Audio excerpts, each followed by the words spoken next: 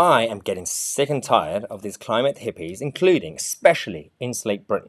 We've been talking a lot about Extinction Rebellion recently over the last couple of years. But these guys, the IB gang, the people who block M25, block roads to get their voices heard. But I mean, firstly, yes, we now know about Insulate Britain. We know about the logo, the banners, all the hippies, the middle classes from Hampstead to go sit down in the middle of M25. Yes, we hear you. You are being noticed. Well done. Now go back to Starbucks and get coffee because we don't really care about what you say. You are alienating a lot of people who would be on the fence. They care about the environment, clean air, clean water. But then the moment they see you blocking the roads, then you're basically losing more support. The reason I'm actually outraged now more than before, and usually I'm very calm as you guys know, is because they usually every day when they do this sort of thing, they have a massive row with people who are trying to get to work, drive to like home or somewhere. They have to go somewhere. Everybody has a cause. People trying to go to hospital. They're missing the treatments. Of course, we kept talking about this old woman who was paralyzed because she got stuck in traffic thanks to these guys. This is too far now.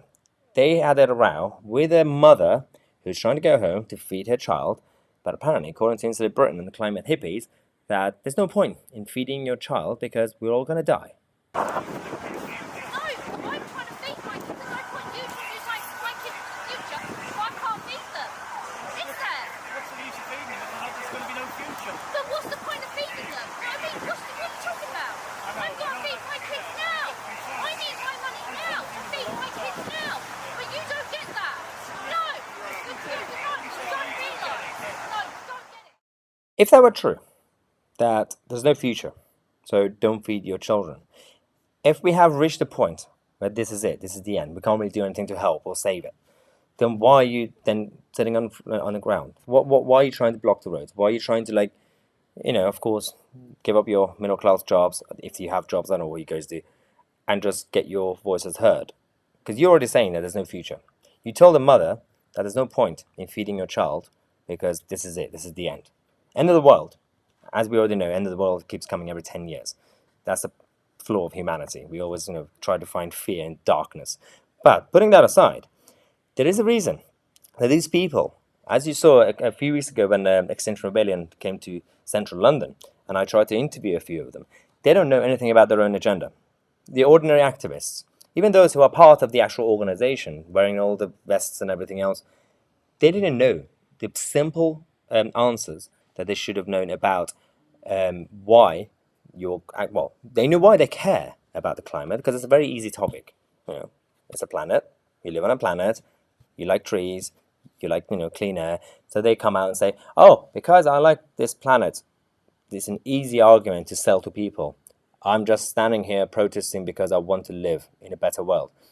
Explain to us what's happening in the world, what's going on with climate change, how long do we have, if you know how long we have, and how do we actually fix it? Because they don't really have, the ordinary activists, they don't really have a solution. They have to rely on their leaders and the lobbyists and the corporations who are actually running the game. Because they don't really have a solution. They just say, well, we just have to do something about it. We need to cut. Well, fine. How do we do it? Do you want to bring down the whole system? Just people should not have any jobs, any businesses, just live in some sort of cottage and just don't do anything. No heating, no food. That's it. Just, live on vegetables. Is that it? But no, they don't really know. These guys come out, and you've already seen all the clips from Insulate Britain protests. They're all middle class, mostly middle age. They all come from the same areas. They all have the same backgrounds. People need some sort of passion. People need some sort of cause. I get it. But then if your cause affects me, then I have a problem with that. Because if you genuinely believe that the climate, we're in some sort of emergency, do you not think that the whole world, including the incompetent politicians and the United Nations and all these other guys, if there were an actual emergency or crisis, that even they would do something proper about it? There is a reason that anything that's been happening by the governments and the World Economic Forum and the United Nations is got nothing to do with the environment. They're using that as an excuse to introduce their big government agenda, to centralize everything, to make it easier for the rich to get richer and for politicians to get more control over ordinary people. That's what it is. This is against capitalism. This is against the actual definition of free market capitalism. Corporatism is not capitalism. I have to say it every single time. Because these people are, deep down, essentially Marxists. Without calling them Marxists, they are. They're going with the same values, set of values. They have to do something about the way they are.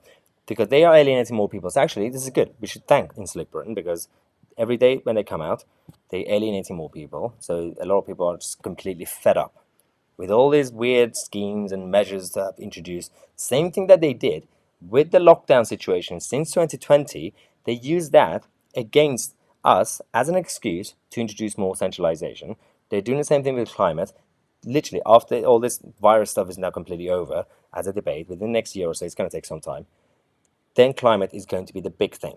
They're going to use that against us.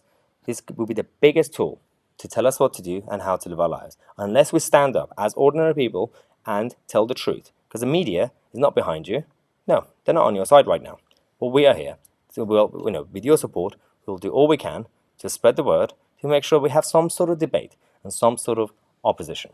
Now, this weekend, we're going to have a special Sunday interview with the author of State of Fear, Laura Dodsworth, who's going to be on the channel. Talk about this book is actually amazing. Most of you actually, I've seen all the emails and comments. Some of you have already read it. If you haven't, definitely check it out because this is actually about the state of affairs, not just in our country, but in the world.